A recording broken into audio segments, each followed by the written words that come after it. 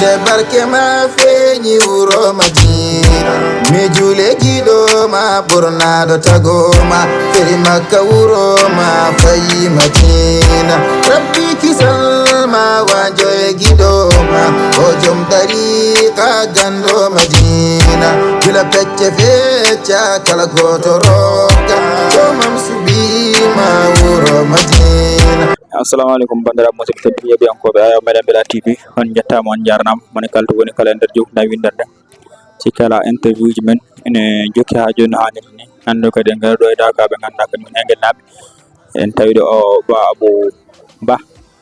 o haalnen hunde e Daka. Babou bisimilla. Assalamu alaikum wa rahmatullahi ta'ala wa barakatuhu. En calmini dental ngal, en calmini julɓe, en calmini fof. En wona min haaliyankoɓe haala radio eywa ɓen mbawa haaldema haala foti haalirede ɗum noon eɗen jetta Allah e nelaɗo meɗen eɗen jetta sohna Ahmed Tidiane Chérif radiallahu taala eɗen jetta ceerno meɗen ceerno Ahmed Tidiane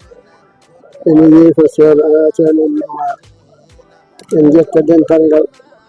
eywa Daka o fodde men kam no gandirɓe o fuɗɗori ko hidmatu Daka o fuɗɗori ko sunnatu on saaha ko temanto dakete temanto waɗama dakaji tati on saaha yimɓe ummi toon tawi mana rabaɗum fati woni Daka rabaɗum fati fodde dakaji nayyi ɗum ummita fata ayni maadi ɗo o Daka o daaki mbaɗo fodde dakaji ɗiɗi on saaha dakaji ɗi kadi ummiti toon gari ɗo fodde noon Daka o ko fuɗɗotoɗo nde min kam tawmi ala e wuro he taw komi jaltuɗo wuro ngo mi anda kadi dakaji no foti Daka ɗo no foti mbiɗa andi kam fodde manam keewal yimɓe ngal kam ko ɗo fuɗɗi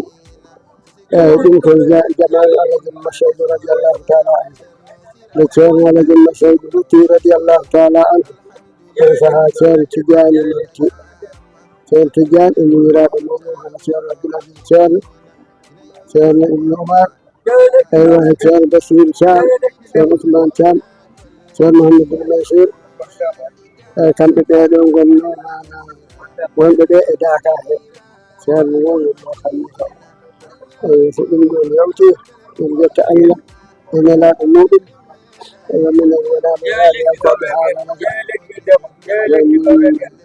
wadde ko min ganduno ko min potata wawde haalde ko ɗo woni ko min mbawi haalde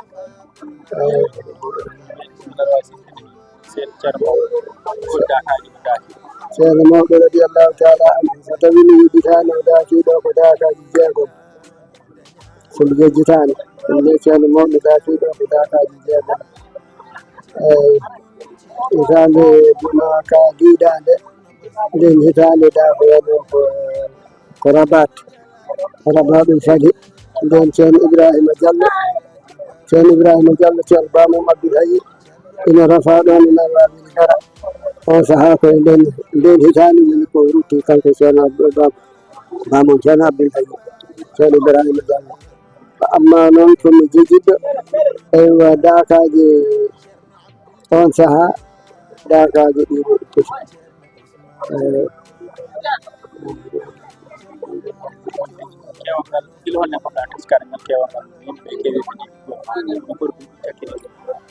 duuɓi tati ɗiɗi ɗi kewal ngal ngal fuɗɗi ɗo koye ɗo e oɗo Daka ɗo ko ɗo kewal ngal fuɗɗi min on saaha kam ko ceerno Tidiane han kadi lomti Alaji Massaoudou radiallahu taala fodde ko lomti koye ceerno faade joni mi anda duuɓi muɗum no foti mi limani duuɓi muɗum no foti kono mbiɗa andi kam wonoyi joni heyde duuɓi nogas taw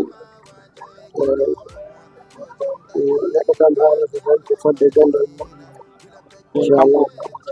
ko ɓuranno wasiyade finte Daka wasiyade tempude Daka kanko ceerno mawɗo wasiyteno yimɓeɓe tan ko yimɓeɓe tinno gara e Daka o woni Daka o ويمر الله يمر على الله بكل لا صلى الله عليه وسلم. ويقول جرى كلا جروا وأبي هول الله من توسط جرى بشلو صدق كوسا كذا بشلو إلى أو سهاد وصالح عنده كل كان سفر كلا كلا يند جرى جرى بشلو جرى بشلو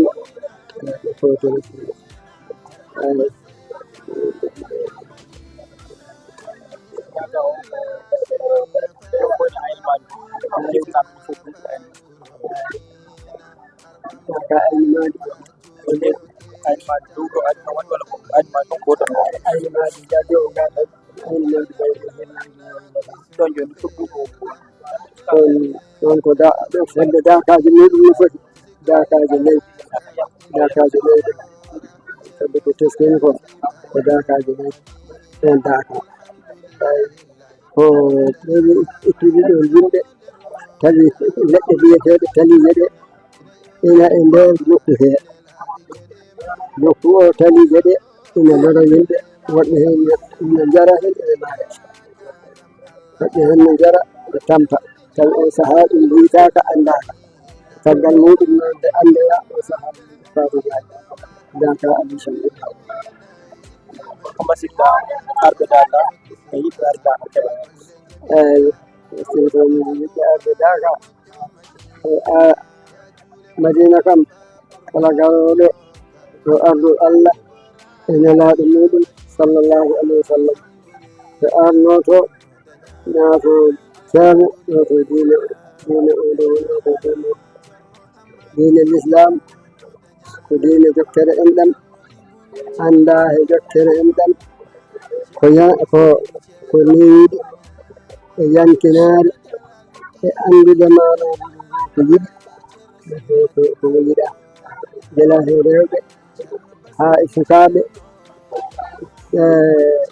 ko ɗum woni ko ceerno wasiyto yimɓe ɓe so yimɓe ɓe ndeena kala garowo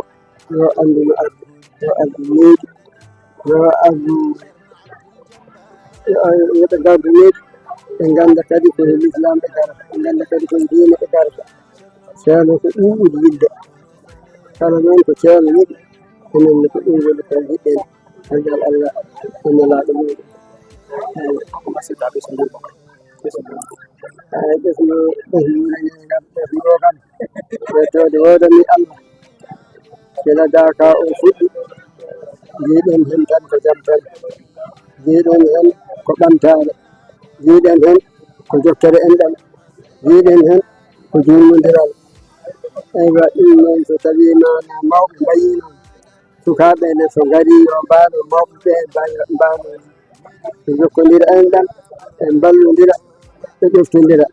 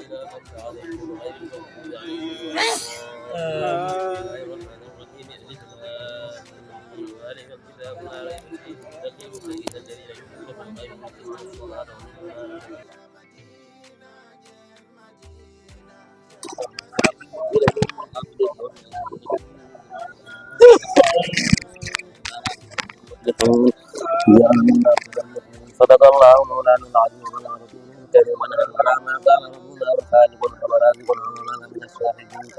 اللهم ربنا تقبل منا ختم القران وتجاوز عنا ما كان في تلاوته من السهو والنسيان او تحريف كلمه عن موضعها او تغيير حرف او تقديم او تاخير او زياده او نقصان او تاويل على غير ما انزله او غير او شك او تعديل أو كسل أو صلاة أو اللسان أو وقوف بغير وقف أو إدغام بغير مدغم أو إظهار بغير بيان أو مد أو تشديد أو حمزة أو جزم أو إعراب بغير مكان تكتب منها على التمام والكمال المحذر من كل الامتحان فاغفر لنا يا ربنا يا سيدنا لا تؤاخذنا يا مولانا وارزقنا بدل من درع ومهدي حقهم على عبد والكرم واللسان وهب لنا به الخير والسعادة والبشارة والأمان ولا تفتنا بالشر والشقاوة والضلالة والطغيان نبهنا قبل المنايا عنا من الغفر والكفلان أمنا من عذاب القبر ومن سؤال منكر ونكر ومن أكل الديدان وبيض وجوهنا يوم البعث وآتي كتابنا من النيران ويمن كتابنا ويكفي حسابنا وثقل ميزاننا بالحسنات وثبت أقدامنا على الصراط وأسكننا في وحي الجنان وارزقنا جوار سيدنا محمد عليه الصلاة والسلام وأكرمنا بلقائك يا ديان اللهم استجب دعاءنا بحق التوراة والإنجيل والزبور والفرقان أعلنا جميع ما سئلنا به في السر والإعلان وزدنا من فضلك الواسع بجودك وكرمك يا رحيم يا رحمن اللهم صل على سيدنا محمد صلى الله عليه وسلم صاحب الشريعة والبرهان برحمتك يا أرحم الراحمين اللهم انفعنا وارفعنا بالقرآن العظيم وبارك لنا بالآيات والذكر الحكيم وتقبل منا إنك أنت السميع العليم وتب علينا إنك أنت التواب الرحيم اللهم زينا بزينة القرآن وأكرمنا بكرامة القرآن وألبسنا بخلة القرآن وعافنا من كل بلاء الدنيا وعذاب الآخرة بخلة القرآن وأدخلنا الجنة مع القرآن وارحم جميع أمة سيدنا محمد صلى الله عليه وسلم بحق القرآن اللهم اجعل القرآن لنا في الدنيا ضريرا وفي القبر مولدا وفي القيامة شفيعا وعلى الصراط نورا وإلى الجنة رفيقا وبيننا وبين الناس سترا وحجابا وبيننا وبين النار سترا وحجابا إلى الخيرات كلها دليلا وإماما بفضلك وجودك وكرمك يا أكرم الأكرمين اللهم اهدنا بهداية القرآن وعافنا بعناية القرآن ونجنا من النيران بكرامة القرآن وأدخلنا الجنة بشفاعة القرآن وارفع درجاتنا بفضيلة القرآن وكفر عنا سيئاتنا بتلاوة القرآن يا ذا الفضل والإحسان اللهم ارزقنا بالعرف اللهم ارزقنا بكل حرف من القرآن حلاوة وبكل كلمة كرامة وبكل آية سعادة بكل سورة سلامة وبكل جزء جزاء وبكل حزب حسنة وبكل نصف نعمة وبكل ربع رفعة وبكل ثناء اللهم ارزقنا بالالف ألفة وبالباء بركة وبالتاء توبة وبالثاء ثوابا وبالجيم جمالا وبالحاء حكمة وبالخاء خلانا وبالدال دنوا وبالذال ذكاء وبالراء رحمة وبالزاء ذلفة وبالسين صناء وبالشين شفاء وبالصاد صدقا وبالضاد ضياء وبالضاء طهارة وبالراء ذكرا وبالعين علما نافعا وبالغين غنى وغناء وبالفاء فلاح وبالقاف طرفة وبالكاف كفاية وباللام لطفة وبالميم موعظة وبالنون نورا وبالواو وصلة إليك يا الله وبالهاء هداية وباللام الألف لقاء وبالياء يسرا وبالياء يسرا وبالياء يسرا وصلى الله على سيدنا محمد وآله الطاهرين أجمعين اللهم بلغ ثواب ما قرأنا ونور برد ما تلونا وحريقا واخرة مقبولة منا إروح سيدنا وحبيبنا ومولانا محمد صلى الله عليه وسلم وإلى أرواح أصحابه والمهاجرين والأنصار رضوان الله تعالى عليهم أجمعين وإلى أرواح جميع الأنبياء والأولياء والمرسلين وإلى روح شيخنا وقدوتنا ووسيلتنا أمر بنا بالفيوضات أحمد بن محمد بن سالم التجاني رضي الله عنه وإلى أرواح أصحابه وأزواجه وذرياته وخلفائه ومقدميه وتلاميذه جعلنا الله منهم وإلى أرواح موتى المسلمين الذين شهدوا لك بالوحدانية ولنبي محمد صلى الله عليه وسلم بالرسالة وماتوا على ذلك اللهم اغفر لهم وارحمهم واجعل الجنة مسكنهم ومأواهم واجعل في جوار سيد المرسلين محمد صلى الله عليه وسلم اللهم اغفر لنا وارحمنا إلى ما صاروا إليه وإلى أرواح آبائنا وأمهاتنا وإخواننا وأصدقائنا وأساتذتنا ومشايخنا خاصة وإلى أرواح جميع المؤمنين والمؤمنات والمسلمين والمسلمات الأحياء منهم والأموات أجمعين عامة وإلى جميع أصحاب الخيرات من المؤمنين والمؤمنات اللهم انصر من نصر الدين رب اجعلنا منهم وخذل من خذل المسلمين رب فلا تجعلنا معهم اللهم انصر من نصر الدين رب اجعلنا منهم وخذل من خذل المسلمين رب فلا تجعلنا معهم اللهم انصر من نصر الدين رب اجعلنا منهم واخذل من خذل المسلمين رب فلا تجعلنا معهم آمين يا رب العالمين برحمتك يا أرحم الراحمين يا ربي بالمصطفى صلى الله عليه وسلم بلغ مقاصدنا واغفر لنا ما مضى يا واسع الكرم يا ربي بالمصطفى صلى الله عليه وسلم بلغ مقاصدنا واغفر لنا ما مضى يا واسع الكرم يا ربي بالمصطفى صلى الله عليه وسلم بلغ مقاصدنا واغفر لنا ما مضى يا واسع الكرم سبحان ربك رب العزة عما يصفون وسلام على المرسلين والحمد لله رب العالمين